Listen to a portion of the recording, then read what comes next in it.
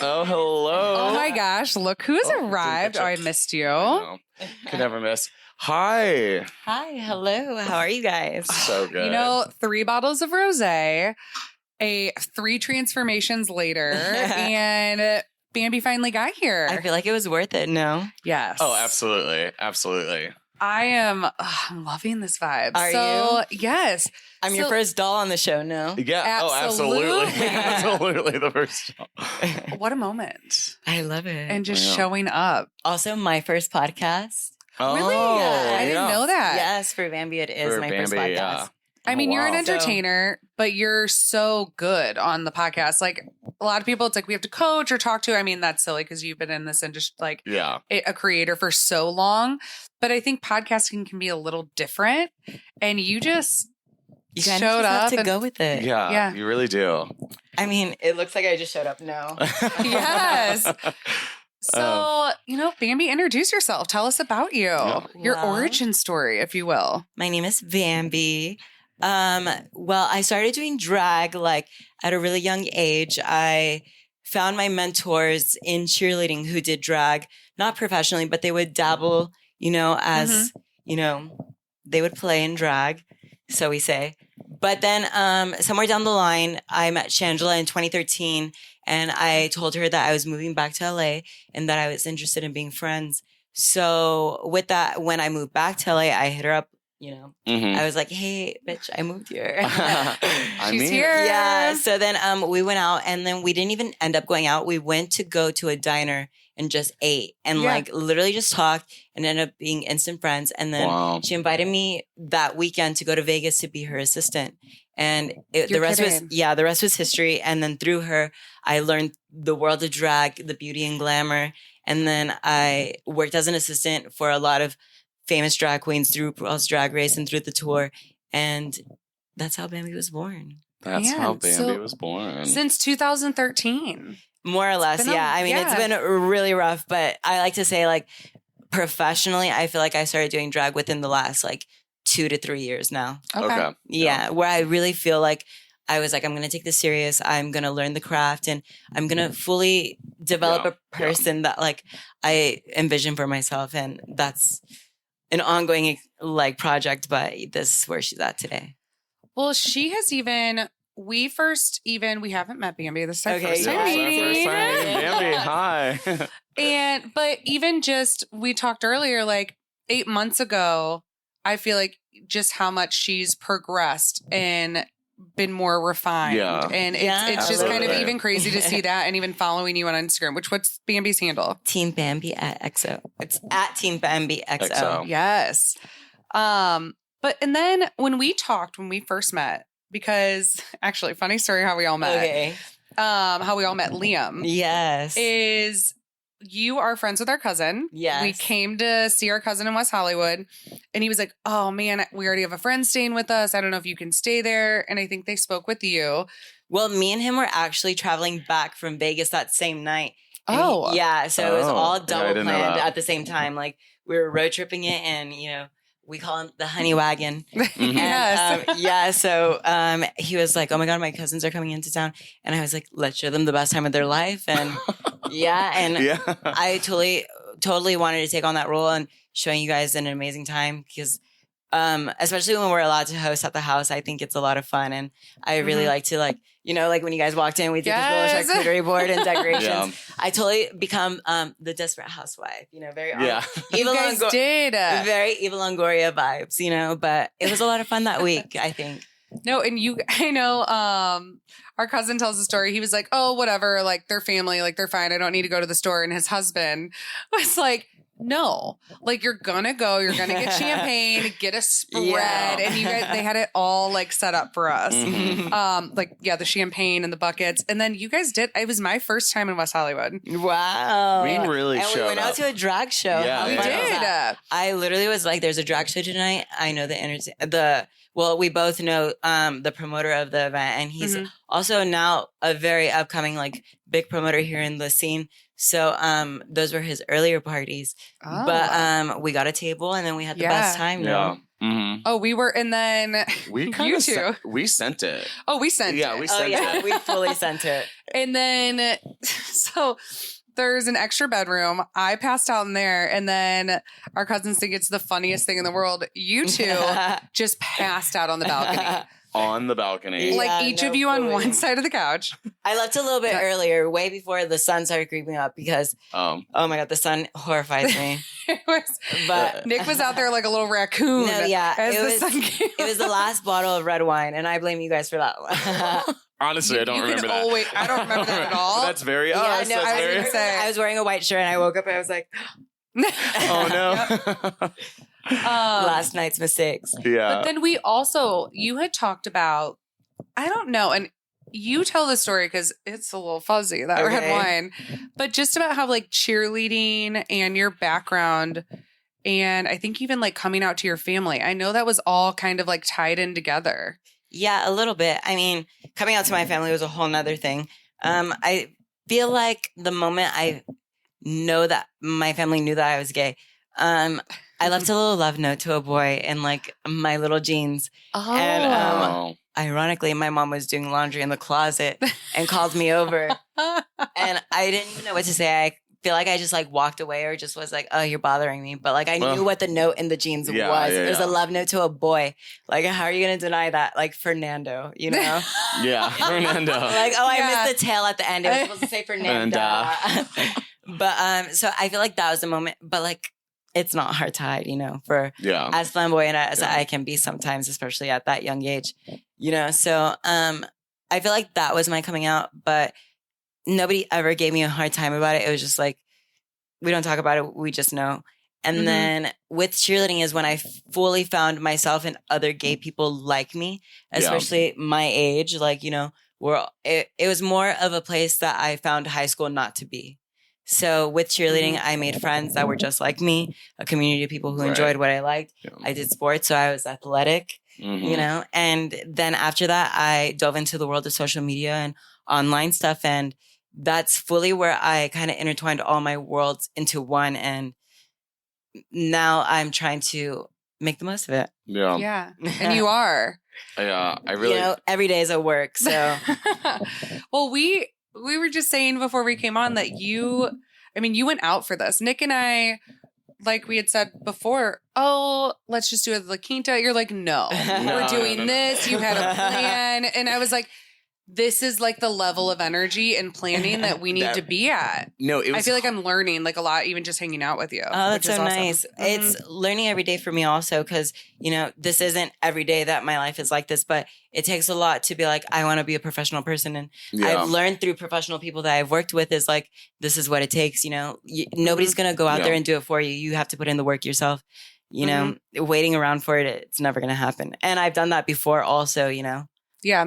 I hear you on that. I'm hearing Kim Kardashian in the back of my head. Get your fucking ass up and work. But you know. So Francesca, you went to bed last night a little early, and you had sent me a text at like midnight about like the plans for today. And it was so long and detailed, and it was all these things, which I wasn't expecting any of it. You know, like the hotel room. Yeah. And Francesca, the moment I woke up, she was like, "Have you talked to Liam?" And I was like, "I have." Here, and I just slid her the phone. I was like, "Please read these." Crazy. Yeah, I was like, "Oh." No, but we both like really appreciate it. Well, because we're not half-assing it. Yeah, exactly. We're setting it up, and it's gonna be great, you know. And you know, you always have to meet the expectations of greatness. I feel like I agree with that. But no, we always need to have like a nice hotel room and like everywhere we go. Yeah. And, like, if you're gonna do something, do it. Exactly. We could be lazy about it, but like you said, if you want to be a professional person and that's like what we're trying to do, it's like, all right, then show up, put something in it. Don't be lackadaisical. Be different, be unique, you know, and be yourself. I feel like is a huge one also with like being a working professional. I feel like you also always have to show authenticity because people can read bullshit through the camera, you know? Yeah. Absolutely. I used to too. You'd mentioned that you were really into YouTube. Just as I am. YouTube. Love. And there were so many YouTubers that I got really into like as a kid that I was just like... Were you an O2L fan? No, I wasn't. Okay, I wasn't. That's old. I don't know. Like, very 2012, like YouTube. Like Jenna Marbles is also another one. Like, Jenna Marbles. I was older. like, yeah. like if you were on YouTube, you knew Jenna. Yeah. Mm-hmm. But I feel like YouTube really started like the first like true like kind of like DIY content creators where it was like they were in charge of like everything from like their production to their editing to their sets and stuff. And I could tell when some people were just not putting in the work, or if they weren't doing mentally well, I'd be like, That's another very true one. Yeah. I also, there is something about the homie ones that I do enjoy. Like another one of my favorite YouTubers, it was just him and his co-host, but it was them like this in a blanket, and they would just like sit crisscross applesauce. And it was like, they would have the professional mics, but they would have their notepad, and they had a full kind of like just a rundown of how they wanted the show to go down, but it was still very also at home, which also comes with authenticity, but it also comes with thought with the notepad, you know, like you put thought into this small little thing, you know, which I liked a lot. Well, I think we all just, I mean, think of the rise of reality TV is that does better than scripted shows. We all love it. Oh, yeah. I was just about to say, I'm so guilty for loving a trashy little reality TV. Always. That, like I said before, like bliss was like sitting in a hotel room bed, like scrolling on my phone. Also, like some trashy reality TV. Give me some Uber Eats. Oh, like, yes. Oh, my God. We could totally date. Yes. And just, but I lost my train of thought. Yeah. No, but like, it's the wine. 3 wine bottles in. Please excuse us. I haven't even, I took a break, thank God. Maybe. I took a little break, but it's definitely, I'm feeling a little wine. But, your friends just came over for a quick little, we had a quick little intermission. And a Kiki. Kiki. They had the Real Housewives. Oh my God. You know, they totally think I was serving Jersey or Utah. I was like, girl, you wish. Oh my gosh, giving Teresa, no way. Yeah. It's way better. A little bit. A fantasy, I like to think. But no. I was having a hard time keeping up with all the references. Like, I mean, I watch it, I kind of know, but I was like, well, I'm not getting half of these jokes. Dive in whenever you feel like you can, because we love it. We love references. Even if you reference movies, just like wherever you could find funny humor in a thing, we love it. Like, because it could have gone from Real Housewives to like another kind of housewife, like Michelle Obama, you know? Like, Yes. Talk about the housewives of all housewives, you know? True. So it's just, you know, that's what jokes is. It's, you throw, it's timing. Sometimes it lands, sometimes it doesn't. Read the room but you just doing it. Yeah, but that's how you make friends. That's how you entertain. And, you know, I feel like we're all entertainers. And you had said earlier about living in LA, your friend Karina had said it just like makes you smarter. It makes you smarter with pop culture and things. On it. Like, you do have to be on it if you want to be like interesting at a party and get the references. Because we were talking about how Kate Bush has blown up because her song was on Stranger Things, and it was just like, I only know who Kate Bush is because I have a friend in LA that was telling me about it. But that was before Stranger Things. Let it be known. But even before Stranger Things, people were like, it was on Pose, like. Oh, really? Yeah, it was really. It was like one of the big hits on Pose. And that's when I felt like I discovered it. And then that's when I obviously took it to drag queens, and they were like, no, sweetie, you got to know your history. And they really laid it on me. But like, that's what the children need to know, is that like, it's way before your favorite pop trendy shows, you know? But what's Pose? Jessica, it's a gas. Yes, I'm learning so much about this world. The gay gas. Billy Porter did a TV show about. No, not Billy Porter. Ryan Murphy. Billy Porter. Ryan Murphy did a. No, Billy Porter was just the actor. Oh, I thought he wrote it. No, he didn't. Oh shoot. Okay, I'm sorry. Go on. It was Billy. Now you have it's like Ryan Murphy's show. It's a Ryan Murphy show, but he had multiple co-writers, which I think one of their names was Billy. No, not Billy. Billy Firstnick. I think you're confusing him with, or something like that. But creative people, all trans cast, gay cast, and it expresses the ball culture of where drag comes from in New York City's in like the 1980s, the 1990s, which is very underground. They used to do walking categories and stuff like that. And that's where the art of lip syncing came from, where communities of gay people would come to get awarded trophies, and they became legendary icons within their communities. And essentially, that is now what RuPaul's Drag Race format is based on. It is based off of a famous movie called Paris is Burning, which is just a time captured documentary of what it was like to be gay during those times, which is also when the AIDS epidemic was going on in not New York City, but like in the entire world. Like, you know, people feared gay people, but there was also beauty and glamour very underground, you know, and people were surviving with each other and was stronger, which now we all live in freedom because of these people. Yeah. And it's also where like voguing. Yes. And you Madonna showed me those videos. Yes. And Madonna was the first person to make it mainstream with the song Vogue. And that's what took gay community voguing and like the ballroom to mainstream levels. Weren't you telling me about how like Madonna was one of the first people to, instead of just like having people be like the token gay or this, that she really, she brought it to the mainstream. Okay, so like a whole bunch of gay and trans people with the ballroom scene created like the glamour and glamorized themselves, even though they might have been homeless at the time. But they would still walk the costumes of elegance, and they pictured what it was to be opulent, like, you know, the fantasy of what they considered executive realness. You know, that would be a category.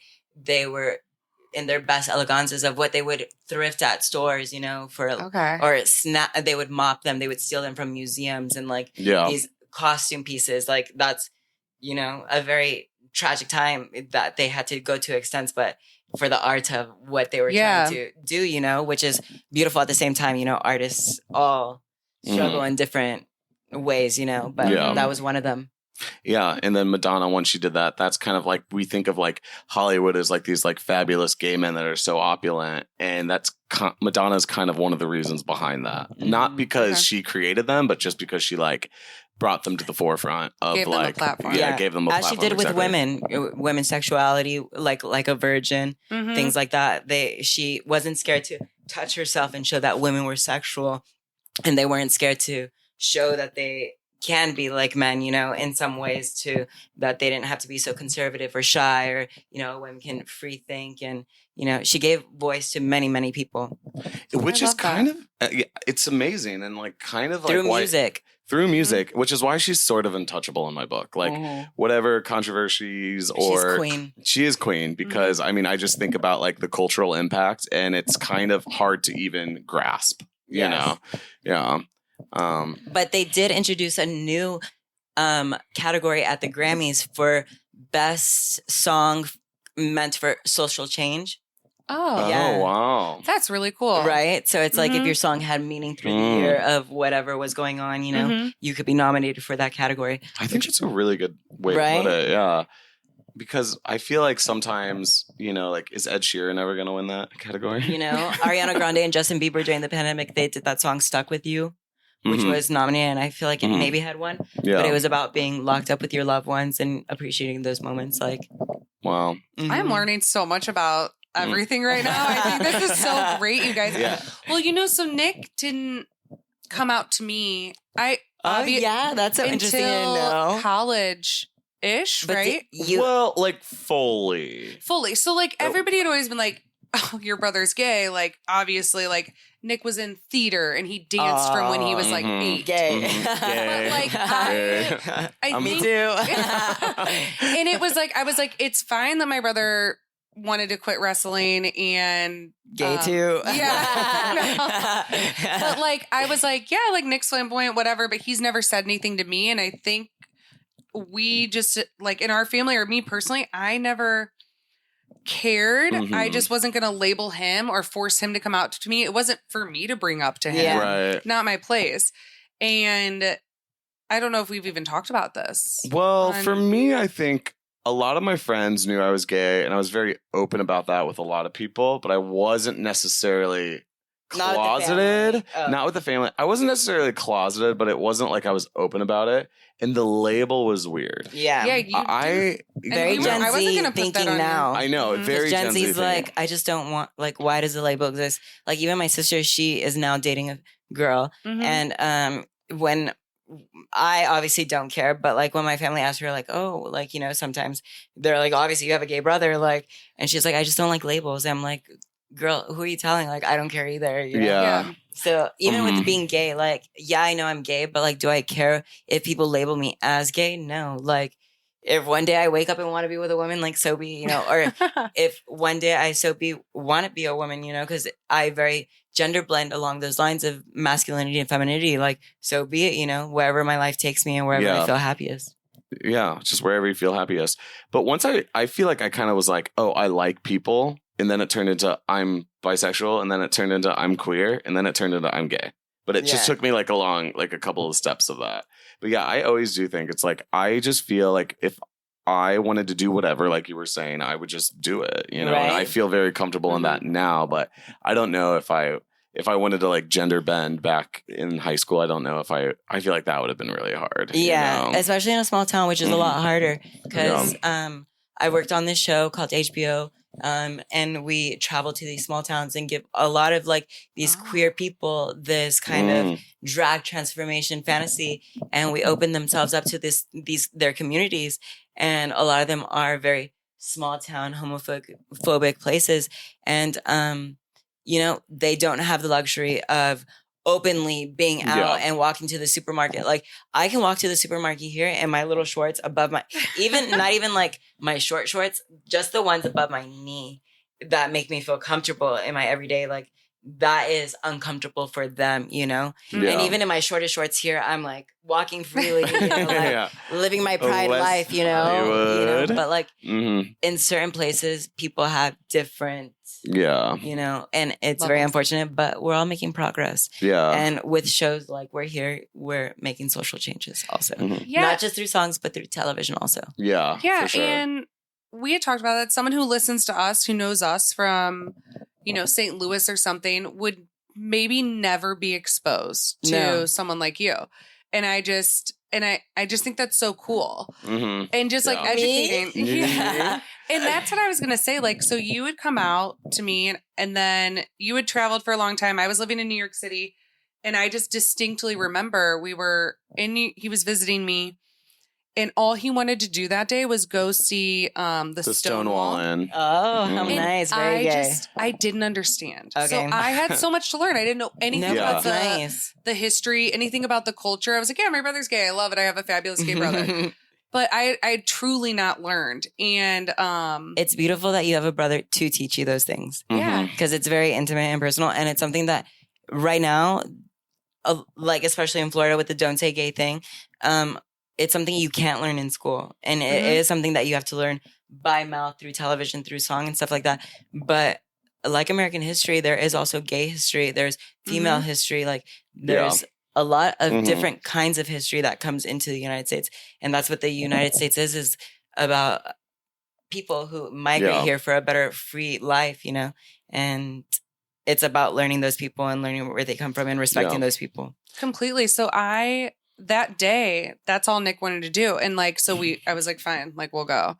And I didn't get it. And then we like sat down and I was like, cool, Nick, it's like this stone pub. This is boring. Like, I don't want to be here. Well, and he was like, Francesca, he was like, let me tell you like why this is important. What happened here? Yeah. Yeah. But also like the bartender was not being friendly. Okay. And so like also. With it was kind of like hard to get a drink. And then you were like, oh, I don't drink beer. Do you have anything other than beer? And it was just kind of like a super butch lesbian. She was just like, I don't know. And you were like, okay, wow. And you just like immediately unfriendly vibes. And I was just like, okay, guys, but like we kind of have to be here for other reasons. Were we with mom too? We were with mom. Okay. Yeah. In New York City. Yeah. My mom loves New York City. Oh, don't we all? Yeah, I know, right? But give my regards to Broadway. Truly. That's where my love of big cities, I didn't know LA that much, but since I was 13, I wanted to live in New York. Yeah. Like I was Did little. you do theater also? No. So it's weird that I'm so into acting now. I don't do any theater. I've only been on camera stuff. was in speech team. Ooh. If you remember that. Like I did monologues and I always like wanted to make people laugh. Yeah. But as far as like the theatrics of it all. The theatrics of theater and the and like this bursting out into song. It is so not me. Like I'm not that into musicals. Which is you would be though. I would like to think I am also, but I know that I'm not a singer. So like it makes me be a fan from afar. Yeah, I can appreciate them. Of course, Yeah, of course. I've been to Broadway. It's mind blowing and it's amazing. They're just not my favorite movies. Yeah. They're not my favorite thing. Like our dad likes musicals more than I like them. Yeah, our dad is. He's. What's your favorite? My favorite musical is the 25th annual Putnam County Spelling Bee. Wow, Have you so heard of it? No, but that's literally. It's. I had no idea. I'm learning so much. It's big among theater people. However, it's actually the person who wrote it is from Missouri. So Putnam Nice. County is actually a county in Missouri. I was like, And- why do I know that? Putnam County is a place in Missouri. So it was big in Missouri theater. Nice. And it is like family friendly and stuff, but it's just it's about an elementary school spelling bee, and it is literally so intense because I find it really intelligent the way that they can be talking about spelling words, but the words that they're spelling kind of reflect things that they're going on in life. It's really deep, but it's also really childish. I kind of had to watch it. Yeah, no, it's Yeah. fantastic. It's I have Alright, 3 Broadway stories. Do you want to hear so- them? Yes, all of them. They're really quick, but they're a lot of fun also. So one, which is a really cool fact, I worked for Shangela, who co-produced and hosted. It's a small cultural classic kind of film. It's called Jackie's Back, starring Jennifer Lewis. Mhm. If you don't know, she's I the don't mother know. of Black Hollywood. She's also a really Oh. close friend of mine that I've worked with before, and I helped Cool. with this event. But her really good friend Mark Shaman, who also wrote a lot of the music for that movie, he also wrote all of the music for like a bunch of Broadway plays. But the one that I remember specifically is the Broadway play Hairspray. Hairspray. Yeah. Amazing. Fantastic. Oh my God. Wow. Amazing. But that was really cool to work with him. Another one of my really good friends, he did the revival of the second Spring Awakening, which I thought was amazing. I saw that here in Yeah. LA, and it had a touch of American Sign Language. Oh. Yeah, which all the actors were like signing as they were singing, and I was like, "Oh my God, that's so beautiful!" Like, Mm-hmm. I've actually never seen Spring Awakening, and this is why people listening would probably revoke my theater kid card. I've just kind of missed it. Like I just have never seen it live. You know, I just saw because he was but- here in LA and he was the director. I was like, "Oh, free ticket!" Yeah. it's like life changing. I've heard. It was Right, really beautiful. yeah. I mean, it was like more one of the first ones that I saw. I was like, the theater gay in me kicked back in. Ooh. 'Cause I did show choir in middle school, but like to come back into my adult life and what I was like, oh, I still like the theater. Mhm. I still must be one of those gays. And then another one of my really good favorite shows that I saw in the West End in London, and then also back here in LA. She's a West End girl. Yeah. No, you know that's where the song comes from? Yes. Okay, just making sure because I actually was walking through the West End listening to that, and I literally had like oh my God, that's what the song is about. Yeah. It's about this. Oh. But what were you gonna say? It's called Everybody's Talking About Jamie. Okay. Mhm. Yeah. And it's another drag Broadway kind of like musical. And it was in London. And now it was here in LA for a few months earlier this year, like January, Cool. February. Cool. I love Man, it. I just feel like Francesca, And should we it's move to New family. York? Oh, did you? Yeah. That's so fun. Mhm. You saw it with family? No, you're his family. Oh, Yeah. okay. In the West End? Oh, here. I'm sorry. I'm not following. But I suggested it in the West End. And then Yeah. when they were in London, they had seen it. Okay. Yeah. So we Oh. both saw it twice. Oh, fun. Yeah. That's I- how much we all love Everybody's Talking About Jamie. Okay, so next on our list, we have homework. everything's- Yes. Okay. Last one, I swear. We just have to talk about how Ariana Grande is and the new Wicked musical. What? What? How do you guys not know What? that? No. Yeah. I have not heard that. Yes, it's for the Wicked movie. I'm sorry, but yes. Okay, well, I'm gonna It's a shit. 2-part movie, and she's playing Glinda the Good Witch. Wow. I am like Shook it. struck. It's perfect. one of the only Broadway plays I've seen, and I've seen it twice, and I saw it on Broadway in New York. And now it it's a was movie. unreal. And Ariana Grande. So Imagine that. I mean, that's even hard for me to comprehend. It also reminds me that the last time we were in LA, but we were in Newport Beach. Ooh, Mhm. I love No. Newport. well, you invited us to a party. It was like Halloween. Yes. And you said, by the way, like, I know that it's like 4 hours of traffic, and we were cat sitting in Newport Beach for my friend. So it's like, I was like, I'm not going to watch the cat, like say, oh, I'll stay at your house and watch your cat, and then not be at the house. Yeah. So it was like, no, we're staying here. We're going to be here. But Liam was like, I just want to let you know, Ariana's coming to the party. So like, are you really just not going to come? And it was one of those like, Nick, are we dumb? Well, we didn't have costumes. And she went. I know. We saw on your story. Yeah, like, and I was like, just hanging out, very casual. But it was like, we also were like, we're in LA. We don't need to be like, oh, a celebrity might be there. We have to go. We're not those people. Hello, for Halloween, you kind of have to be. But then know, at the I same know. time, like, I have regret. Okay, I don't, celebrity this, celebrity that doesn't make me get too excited. But my pop girlies, you know Ariana what I mean? Grande. I know there's some girls it's that kind you of like, just, all right, well, Yeah. maybe I should. It's like, oh, convince me, Liam. Oh, Like- Ariana Grande is going to be there. Well, you have my attention. Literally. Yeah. Oh my God, one of the biggest regrets. A truly. little bit, but it was kind of like a logistical nightmare because of the Mhm. cat, and the cat was a black cat that we were Oh, sitting, and they okay. were like, black cats on Halloween get They're like, murdered. I'll curse you, bitch. Yeah, well, and you got to like keep them inside because Because- people will kill other people's black cats. What? On No On way. Halloween. No, it's a weird thing. What? No way. So the cat hadn't come home yet because it's an outdoor cat, but then like around Oh my God, so you're sundown, like, somebody shot my friend's cat. around Well, sundown, yeah, you have to people get bring. We weird needed about to it. What? bring No the cat in. way. And to make it to the party, we would have had to leave before traffic. And so it was like the cat hasn't come home. But yeah, Yeah. it's like if you And you're like, Google sweetie, it, curfew. I know. And they No. were like, she was like, we usually let him roam, but you have to bring him in and close the doors because like people do things to black cats on because they think it's a Yeah. bad omen or it's I don't know, but it's a thing. Well, Girl. so I actually Googled this because Mhm. the woman that we were watching a cat, like who owned the cat, was telling me this. I'm like, this is not a thing. I've never heard this. So I Googled it. And so black cat syndrome is what it's called. And then there's black dog syndrome. So black dogs never get picked in the litter. They're always the last one. in the 'Cause shelter, like the shelter, the most right? dogs It's the that most get left in the shelter, stray, Mhm. right? They're just the least desirable color for dogs. Yeah. People then- want like light brown, Mhm. white with like black spots. It- Very three tones. 3 tones, right? Yeah. And they look better in photos too, and they just like pop more, I guess. So it like catches like the adopter's eye more.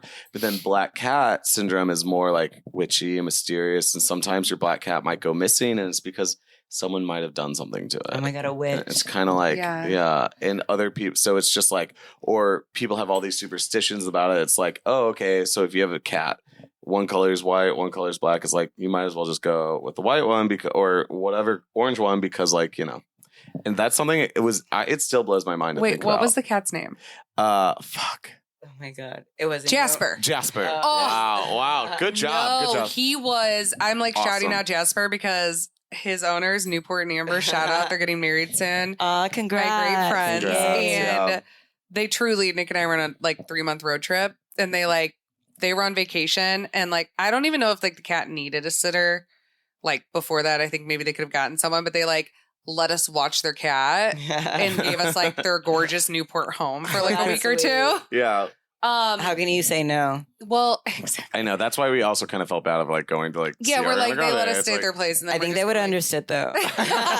Listen, we're gonna take Jasper to meet Ariana. Yeah, But literally. he is an outdoor cat, and when they moved, they had people like write them letters about how much the cat had like been there for them as a friend. So I guess like he would go visit neighbors and crawl in their like windows and be friends with them. And there was like I guess a neighbor whose like heart he touched. She was like, he visited me all the time. He was there for me in hard times. I'm so sad to see him leave. And it's like, yeah. I don't know. It's just like he's just like a different He- type of cat. He's like a person. The coolest cat I've ever met. Oh my Yeah. God. And How cute. how I first saw the cat, it was on top Yeah. of their house, and I'm looking at like what I thought was a crow, and I'm looking at it, and I was like, "That's not a crow, that's a cat." But the cat had bat wings on. They put him in a Oh my Halloween God, how costume. sweet. They put bat wings on this And he cat, was and at it gets the- on top in the window and You're on like, top oh my of God, the this house. cat is lying. Well, you know, Yeah. like the monkeys in Wicked, Oh my God, or stop. in that movie, that's what he looked like. The Yeah. flying monkeys in That's so Wizard cute. of Oz is what I'm talking about. I have a friend who has You a know what I'm monkey talking whose about? name is Jasper.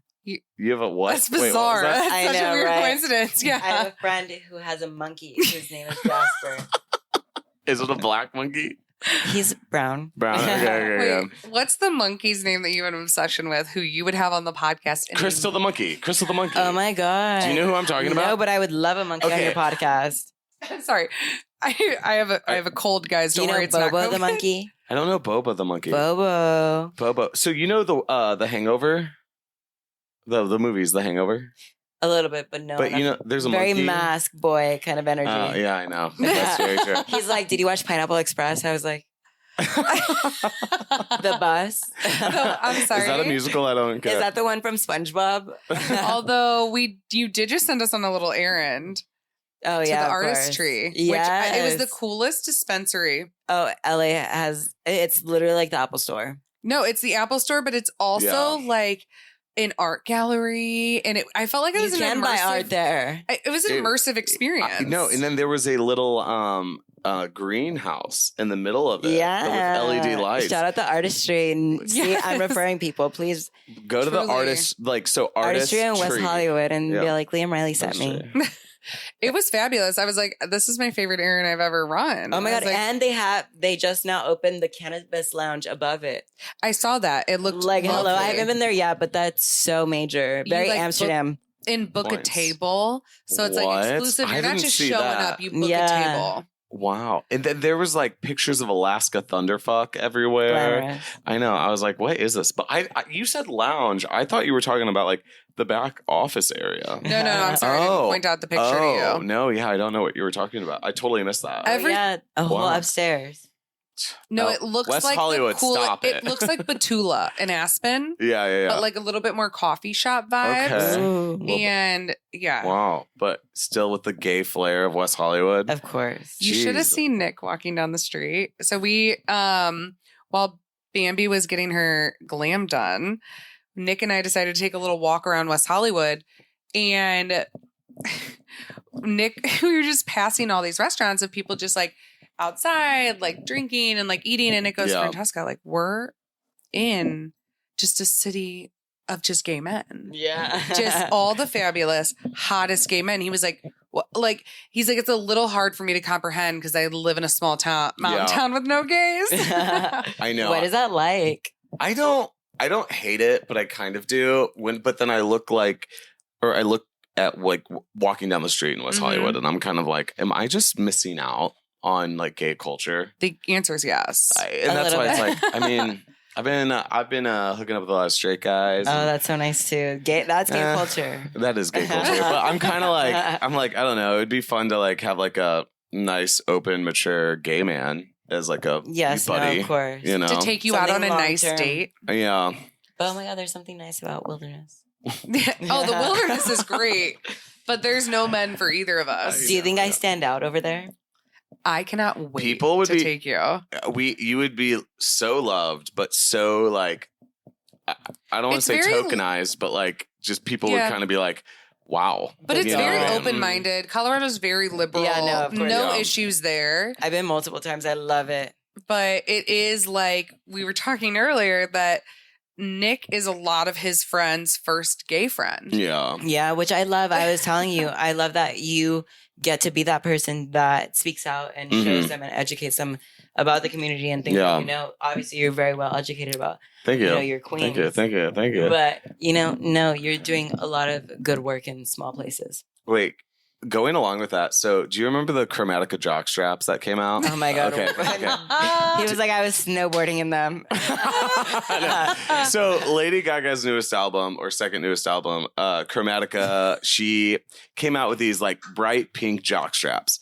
And just a couple months after Taylor Swift came out with her like folklore album, which is like pretty like woodsy Folky. country and folky. So there was a meme online that someone made knitted a wool jock strap and then just wrote folklore across Oh my it. god! Stop. That's kind of hilarious. I know, it's hilarious. And I started laughing with my friend, and then one of my very, very like one of the straightest bros you've ever met, he was like, I don't get it. And I was like, listen, I don't I have years. You wouldn't get this for years. You know what I mean? I could try to explain it to you, but there's no possible way I could possibly explain to you that joke. Like how it's so funny to like kind of make fun of Taylor Swift, like, or use that reference in that way. In like obscure jock straps, right? And it's like, he was like, I don't get it. Why wouldn't I get it? And I was like, it's a gay joke. It's like, you don't even get why you wouldn't even get it. Like, you know what I mean? Like, I bet he looks good in a jockstrap, though. Yeah, probably. That's the toxic trait of those mountain boys. They're hot. They would look good in a jockstrap. They like folklore, fully knitted. Yes, they would. Honestly, very on brand. Yeah, they look great. They're. This is completely blanket statement, but I mean, a lot of them, it's just like they're snowboard bros. They're dumb. It's like they look great, but it's like, are we really starting a relationship with them? No. Right. Well, I mean, can you really start a relationship with an LA boy? Tell us about that, please. Please. I don't know anything about dating in LA. You just always hear that it's awful. A little bit. I mean, it's really hard because I'm a hopeless romantic. Yeah. Yeah. A hopeless romantic. Yeah, no, I am. And I don't know. It's just hard to keep somebody's interest for a really long time because I feel like everybody in LA has a lot going for them. So it's easy for minds to wander or get distracted, you know? So just like TikTok, like the short attention spans, you have to like keep very entertained. And, you know, you could even do it for a very long time and still at some point, you know, people get it. Yeah. Is it like a lot of like bigger, better next? I don't know, but can you get bigger, better next than me? I mean, that's kind of how I feel. Is that's like, how I feel. I'm like, bitch, I'm a dime and you still want to try me. But I mean, that's I will say though that I truly think that like rejection is a good thing. Is a gift. Yeah. Because it's saving you. It's closing that door for you. And it's like, I have to remind myself of this all the time. Like anytime I'm upset or whatever. And then you really have to think like, do I really like that person? Are they really that one for me? And it's like, I don't know. I think rejection is a gift. I've never heard that. It is, but because rejection is real also, but I've also learned that like love is very beautiful and even short love is beautiful. And we're very lucky to be able to love people and, you know, just people come, people go. It's about those experiences that help build you into the person that you are. And yeah, I feel like through every heartbreak, there is a light through the tunnel and you can use that to grow into a better person. So I'm just rambling at this point. But I'm here. I know. But with that, I also feel like after heartbreak, I feel like I always dive into the most artistic forms of myself. And that is when I fully dive into that, I love myself again. And it's weird because I've also heard Lady Gaga talk about it in interviews where it's like through the hardest of times of her life, she found herself back into her own kind of identity and creative persona. And that's where I like to run to when I am personally struggling is. Yeah. I think that depression, like after depression comes like a rebirth. And we had also talked about that earlier. That you sometimes when you're so miserable or so upset or feel so down on yourself, you really stop to think, what is it that makes me happy? What do I care about?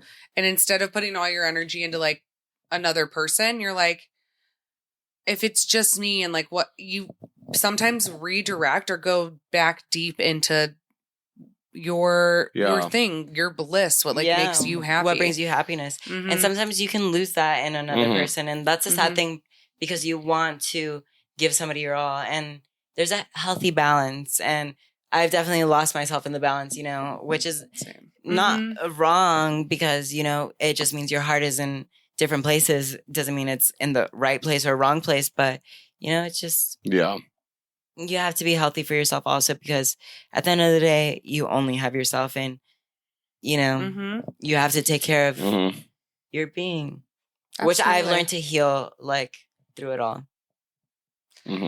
All right. So you guys, we have places to be. Oh, we're so excited for the night, aren't we? We are. I'm like a little nervous. I'm kind of nervous too. You guys aren't ready for a night on the town with Bambi. I know.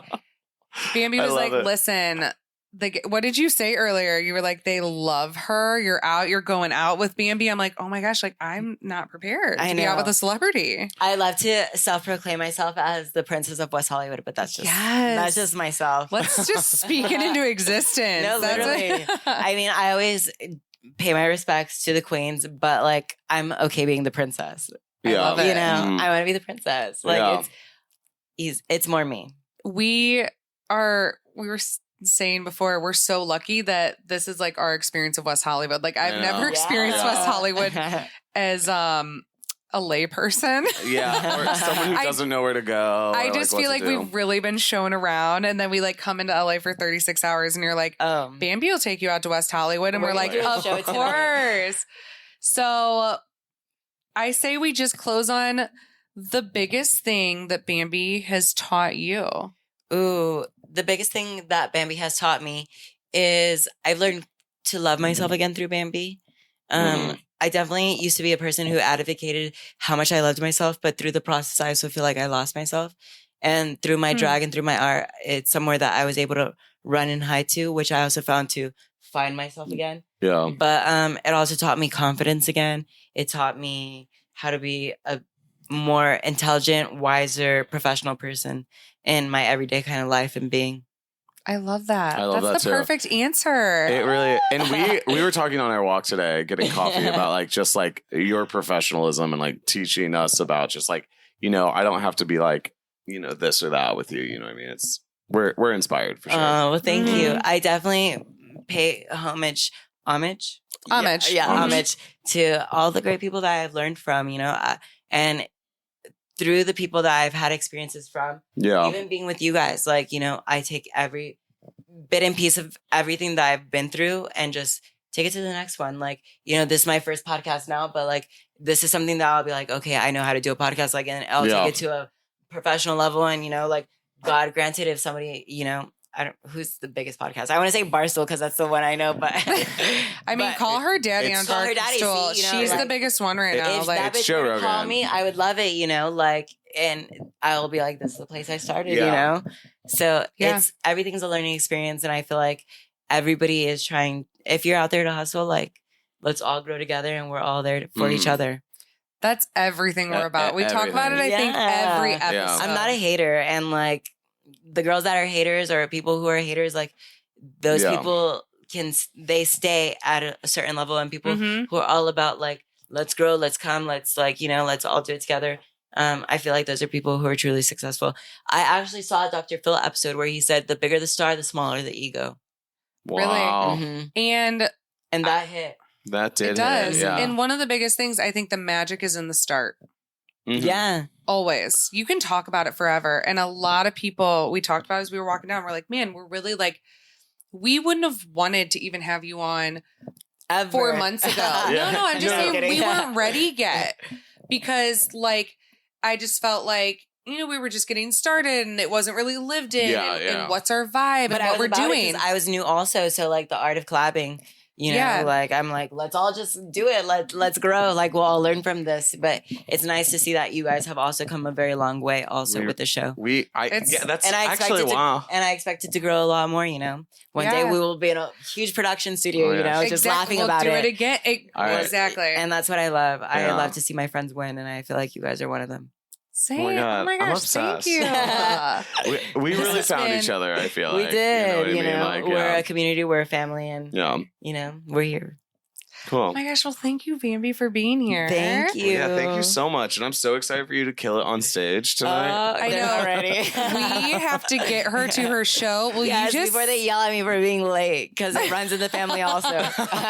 I'm so bad at that. Well, why don't we stand up? We'll do one more cheers, and will you give us a little twirl and show off the outfit? Okay, please. Fine. We have to show it off. So, I don't know if we're going to get it all in, but no, don't worry. We'll do a reel. But I mean, it's cute. Oh, it's perfect. All right. Cheers, guys. Cheers. Thank you so much. Hey. See you next time, guys. Bye. Yeah.